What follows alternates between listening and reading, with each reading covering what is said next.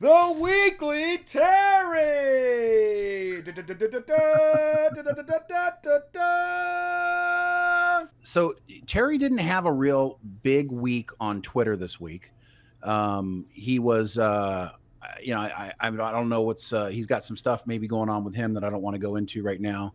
It's because it's personal, but he wasn't really super active on it. But we were able to get a few, I think, important tweets that we could talk about that's happening with Terry Matalas. We're coming off of the New York Comic Con panel, which he was a part of, and of course, everybody from Picard season 3 was.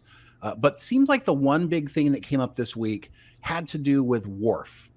And I kind of knew this was coming just because you kind of know the community a little bit and how people feel about certain characters. Yeah. And from the panel and from the trailer, it talked about Worf embracing pacifism, and Right.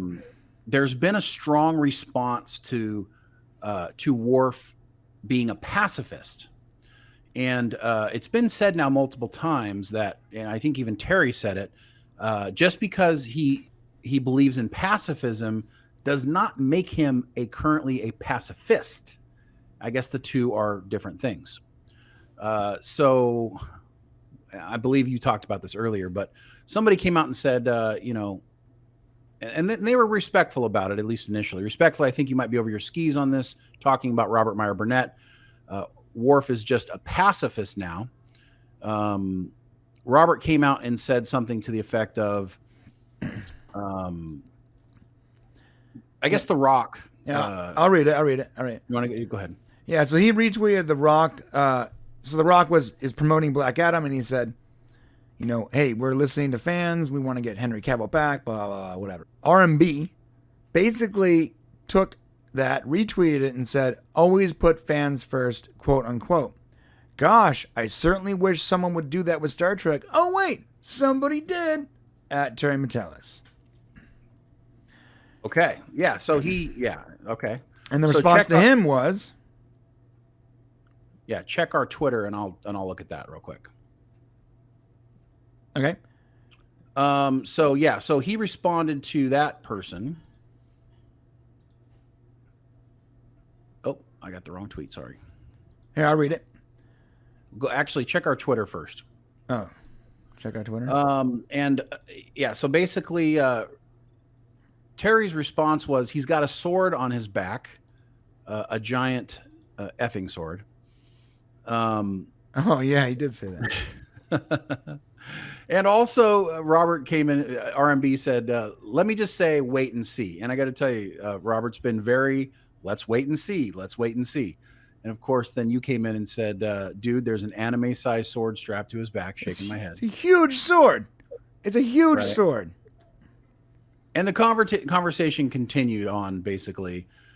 So the reality here is that Worf is not going to be a pacifist. If anybody who's afraid that he is going to now come in and he's not going to be, the Worf of old. I mean, he is going to be a different Worf. But we've seen even from the trailer, that short 2.5 minute trailer that we got, that he's fighting in it.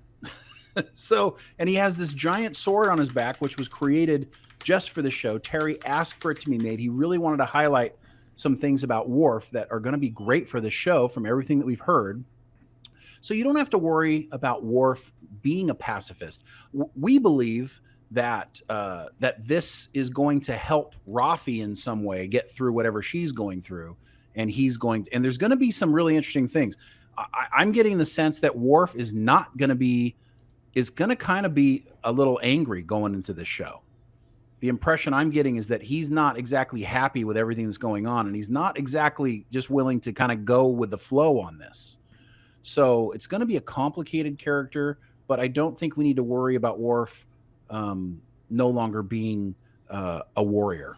I think he still is going to be. He has a giant anime-sized sword on his back. If you are a pacifist, there's no reason for you to carry a giant sword on your back. Right. I think what they're going for is that Worf would prefer not to cut people's heads off as a first line of action. Right. I think. This point in his life. I mean, it's character development. Maybe he's trying something new, and it clearly. By the way, in the trailer, he beats people up. Right. In the trailer, the only person in the trailer actually committing violence is Worf. Well, and the bad guy. But and yes. the bad guy, but like personal one-on-one violence. Yes, you're right. It's ridiculous. What a ridiculous notion. Let's go on to another tweet here really quick. Terry Matalas retweeted, "Listen to Deanna, she is wise."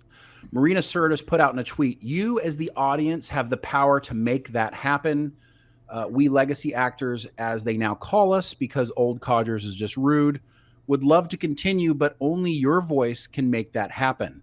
And it basically came from somebody asking if there was going to be more shows with more TNG characters in it.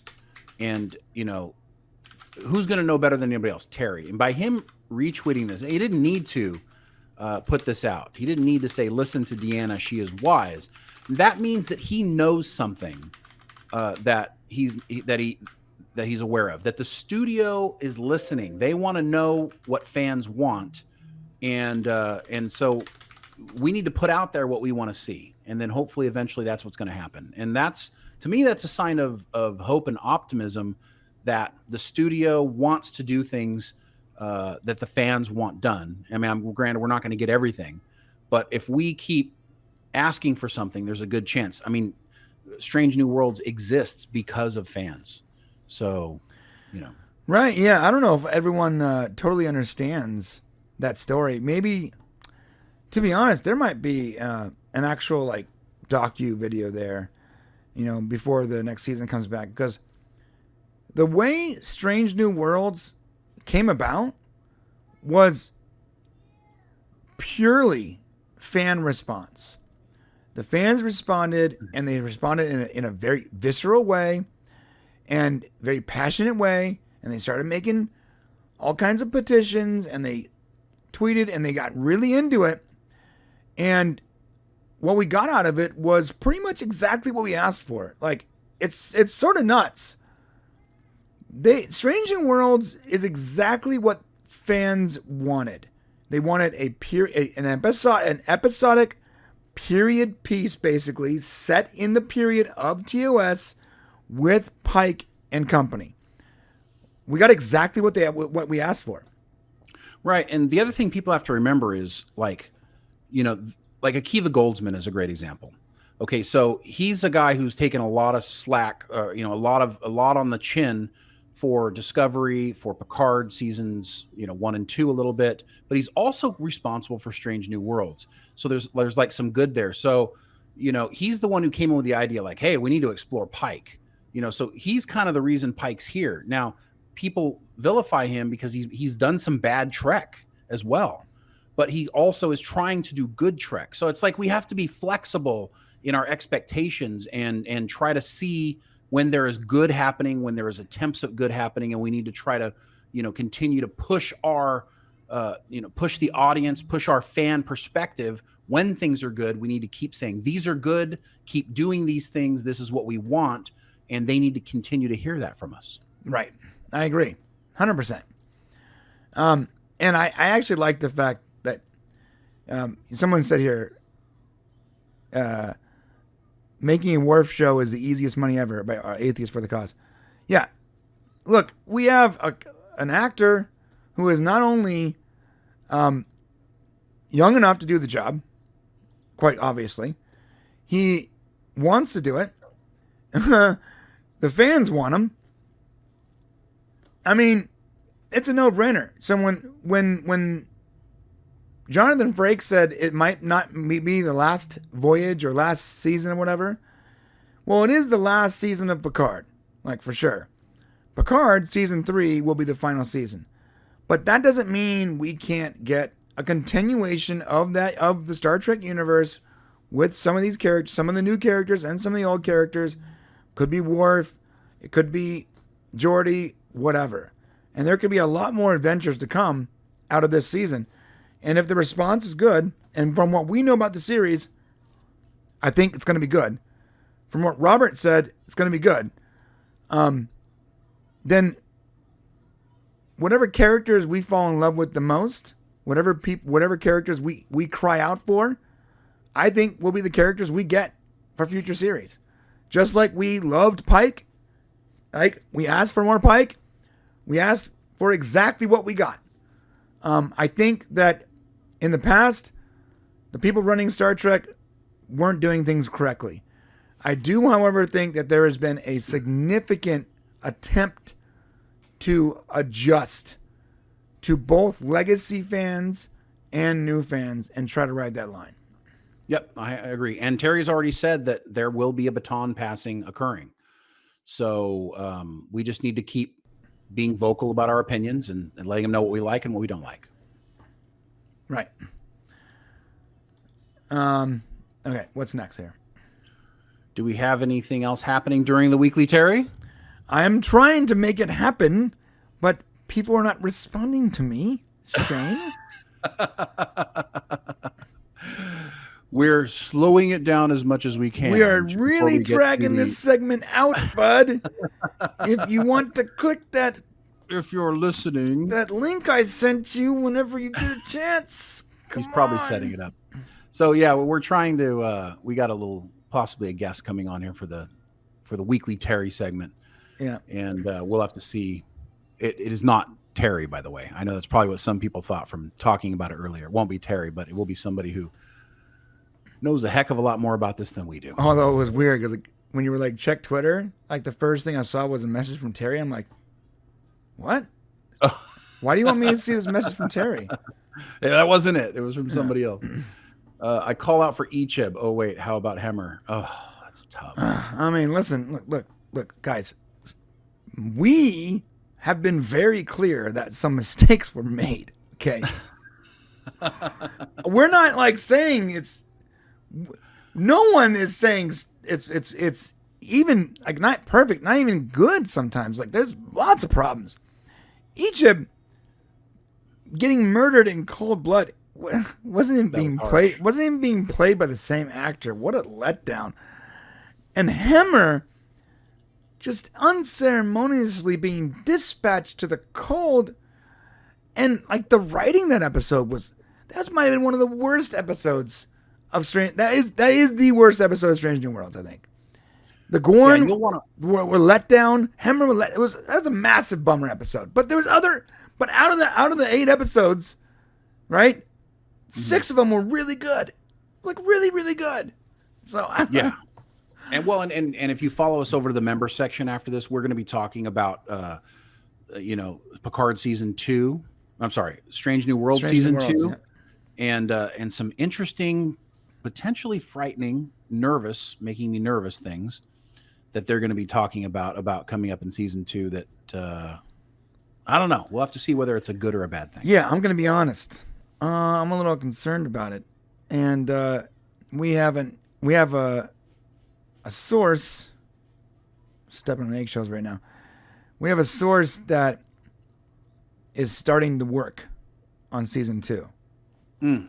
And I don't know. There might be something there. Yeah, they might be leaning toward Kirk a little heavier than they should. That is something that definitely concerns me. It's just Robbie. I want no more bad robot. I think is it bad reboot or bad robot. I have to agree. Bad Robot has not done a great job.